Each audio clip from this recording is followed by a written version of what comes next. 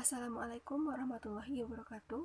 Perkenalkan, saya Mutiara Yanti dengan NIM 1904-2021 dari jurusan Ilmu Administrasi Negara Fakultas Ilmu Sosial.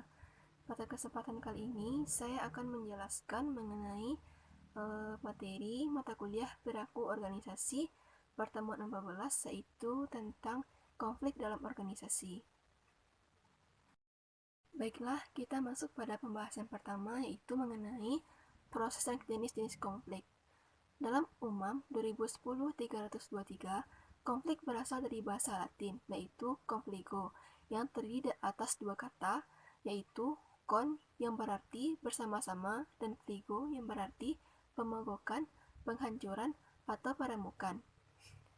Konflik dapat diartikan sebagai ketidaksamaan pendapat dari individu atau kelompok dan terjadi jika masing-masing komponen organisasi memiliki kepentingan atau tujuan sendiri-sendiri dan tidak bekerjasama antara satu dengan yang lain. Dalam Robbins 2008-176, proses konflik dapat dipahami sebagai sebuah proses yang terdiri atas 5 tahapan.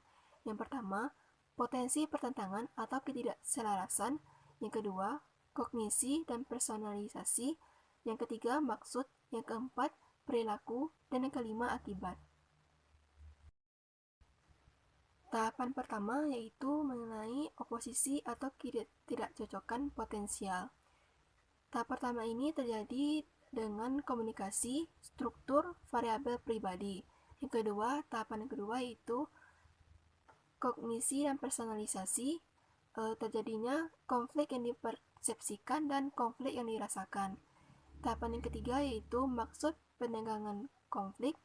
Terjadi bersaing, kerjasama, kompromi, menghindari, dan mengakomodasi. Pada tahap keempat, perilaku, yaitu terjadi konflik terbuka perilaku pihak reaksi orang lain. Dan tahapan terakhir, tahapan kelima, yaitu hasil, yaitu apakah kinerja kelompok meningkat atau kinerja kelompok semakin menurun. Jenis-jenis konflik menurut McChesney dan Glino 2008 memberikan pembagian konflik menjadi 6 jenis yang dapat dihadapi dalam pengelolaan sebuah organisasi. Yang pertama yaitu konflik dalam diri sendiri. Konflik ini sering terjadi dan dihadapi individu dalam pemenuhan pekerjaan mereka, seperti tuntutan pekerjaan yang menjadi prioritas, kebimbangan diri dalam menentukan pilihan tugas, ataupun terjadi karena proses internal dalam dirinya yang saling bertentangan. Yang kedua yaitu konflik antar individu. Konflik ini sering muncul di antara para anggota dalam organisasi, seperti adanya perbedaan dalam menghadapi isu tertentu. Perbedaan dalam memberikan masukan atau tindakan di mana hasil keputusan bersama sangat menentukan. Yang ketiga, konflik antar golongan kelompok. Konflik antar kelompok ini dapat dialami dalam bentuk konflik efektif dan konflik substantif. Konflik efektif adalah konflik yang terjadi didasarkan atas tanggapan emosional kelompok pada suatu situasi tertentu. Sedangkan konflik substantif terjadi disebabkan karena latar belakang keahlian yang berbeda dalam kelompok. Yang keempat, konflik antar kelompok. Konflik ini terjadi saat setiap kelompok ingin mengejar kepentingan atau tujuan kelompok masing-masing. Contoh konflik ini misalnya salah satu divisi mengejar tujuan divisi mereka dan berbeda tujuan dengan divisi lain yang ada dalam organisasi. Yang kelima, konflik intraorganisasi. Konflik ini dapat terjadi dalam bentuk vertikal, konflik dari lini atas ke bawah seperti konflik antar manajemen dengan staf mereka. Bentuk horizontal, konflik dengan lini ke samping seperti konflik antar departemen atau divisi. Bentuk lini staf, konflik terjadi karena adanya perbedaan persepsi tentang keterlibatan staf ahli dalam proses pengambilan keputusan. Bentuk konflik peran, konflik terjadi karena seseorang memiliki peran ganda dalam organisasi yang saling bertentangan. Konflik antar organisasi. Konflik ini terjadi karena adanya hubungan organisasi dengan pihak luar seperti dengan pemasok, lembaga keuangan, organisasi masyarakat, ataupun organisasi pihak ketiga.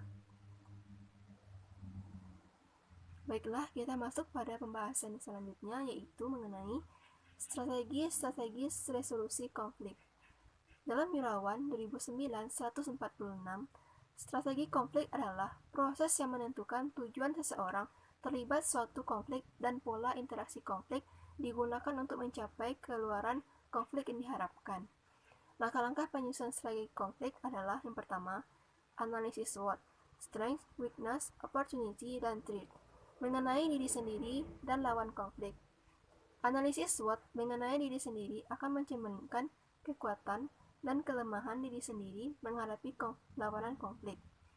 Analisis SWOT mengenai lawan konflik akan mencerminkan peluang dan ancaman dari lawan konflik. Yang kedua, menentukan tujuan konflik. Tujuan konflik adalah sesuatu yang ingin dicapai saat menghadapi dan menyelesaikan konflik. Lebih spesifik, tujuan konflik adalah target keluaran konflik yang diharapkan. Yang ketiga, pola interaksi konflik. Pola interaksi konflik merupakan bentuk interaksi dengan pihak lawan konflik dalam upaya mencapai keluaran konflik yang diharapkan. Berikut adalah faktor-faktor yang mempengaruhi pola interaksi konflik. Pertama, metode resolusi konflik yang digunakan dan interaksi konflik. Yang kedua, gaya manajemen konflik yang digunakan oleh konflik dan negosiasi pihak yang terlibat konflik. Dan yang ketiga, perkembangan situasi konflik. Konflik bisa berkembang dari konflik konstruktif menjadi konflik destruktif atau sebaliknya.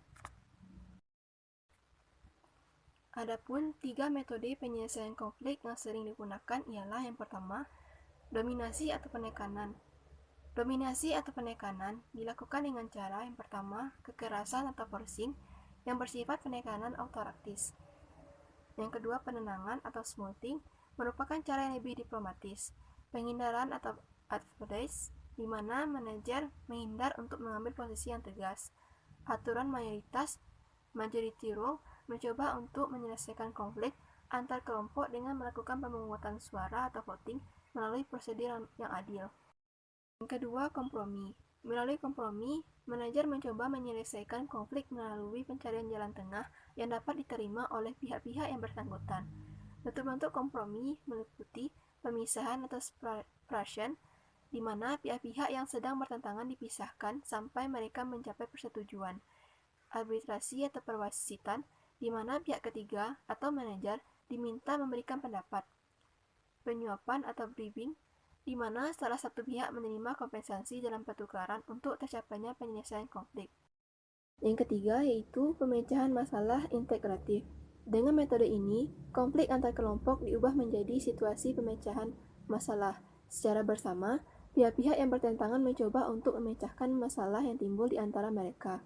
Di samping penekanan konflik atau pencairan kompromi, pihak-pihak secara terbuka mencoba menemukan penyelesaian yang dapat diterima semua pihak.